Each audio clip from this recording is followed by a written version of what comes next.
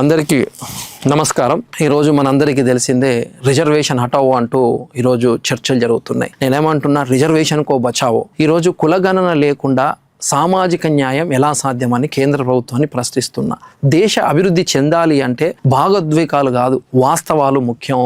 నినాదాల కంటే గణాంకాలు ముఖ్యం, ఊహల కంటే ఆధారాలు ముఖ్యం. అందుకే ఇప్పుడు ఈరోజు ప్రపంచం అంతా ఒకసారి ప్రతి అభివృద్ధి చెందిన దేశాన్ని మనం పరిశీలిస్తే విధానాలు రూపొందించే ముందు, ఫ్రేమ్ చేసే ముందు ప్రజల గురించి ఖచ్చితమైన సమాచారాన్ని వాళ్ళు సేకరిస్తారు. మరి అలాంటిది అయితే మన భారతదేశంలో సామాజిక న్యాయం గురించి మాట్లాడుతున్నప్పుడు ఓ ప్రాథమిక ప్రశ్న ఎదురవుతుంది. అదేంటంటే, ఈ దేశంలో ఏ వర్గం ఎంత ఉంది, ఏ జనాభా ఎంత ఉంది అనేది, వారికి విద్యలో ఎంత ప్రాతినిధ్యం ఉంది, ఉద్యోగాలలో ఎంత ప్రాతినిధ్యం ఉంది, పాలనలో ఎంత ప్రాతినిధ్యం ఉంది, మరి వారి లెక్కలేంది, గణాంకాలు ఏంది అనేది ఖచ్చితమైన సమాధానాలు లేవు.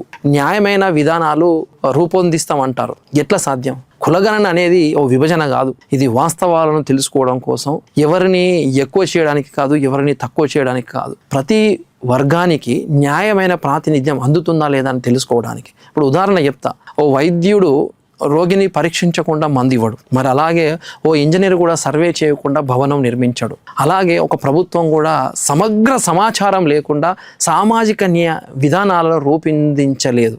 మరి ఎలా సాధ్యం? ఒకసారి ఆలోచించాలి.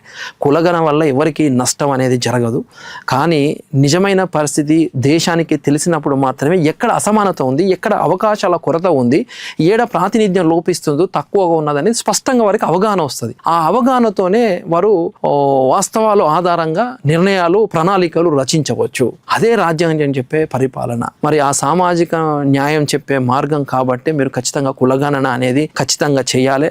గణాంకాలు ఉన్నప్పుడు మాత్రమే మనకు సమాన అవకాశాలు కల్పించడం సాధ్యమవుతుంది. అందుకే కులగణన కోసం డిమాండ్ చేద్దాం. ఓ రాజకీయ డిమాండ్గా కాకుండా సామాజిక న్యాయానికి శాస్త్రీయ పునాది చేయాలనే ప్రధాన డిమాండ్గా మనం ముందుకు పోదాం. మన దేశం ఊహలతో కానీ ఆధారాలతో కానీ ముందుకు వెళ్ళకూడదు. ప్రతి వర్గానికి న్యాయం జరగాలి, ప్రతి పౌరుడికి సమాన గౌరవం లభించాలి.